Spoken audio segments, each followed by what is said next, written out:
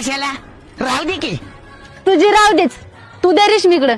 मी किरण्याची निक्याची धुते. आबेजी ती त्याची कोणाला दिल का? आब्याची कपडे रेशमीच धुणार.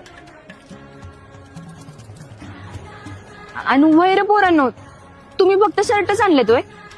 अगं आता पॅन्टा वाळणार आहेत का म्हणून म्हणलं शर्टच धुवून घालून जायचं म्हणजे जास्त वर वाळत्यात. अरे पण आता धुवून लगेच वाळत्याल का? अगं आता नाही वाळला तर किरण्याची घरी इस्त्री आहेत की ती बिरवायची एकमेकाच्या अंगावरनं. आम्ही दर बुधवारी कपडे तशीच वाळी होतो.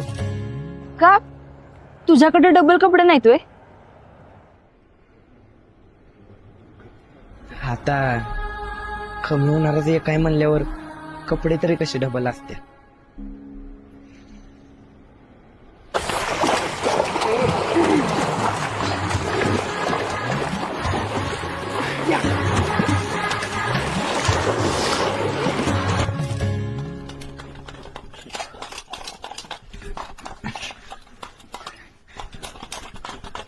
काय घाल्या हळू कर की इस्त्री.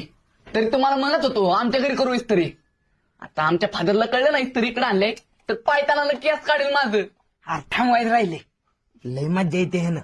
त्या कोळशानं लय कटाळा येतो आणि वास्तवी खाली हात लाव की मग कळलं कसं बसत ती. का चढीत नाही आणलाय. अरे भिकाऱ्या इस्त्रीच्या खाली हात लाव म्हणतोय मी. आणि तुझ्या इस्त्रीचा काय उपयोग बी नाही. हे माकडा वायच हळू बोल की. अरे दादा आताच आहे. अरे मग असू दे की त्याला बी कळू दे आपण आता मोठी झालोय. हे झाली असं इस्त्री तर द्या इकडं मी घरी ठेवून येतो गपचूप दे. अरे थांब वाईट किरण्या. अरे वाईट अंडर पॅन्टीला इस्त्री केली असती. वाईट वलीच आहे रे.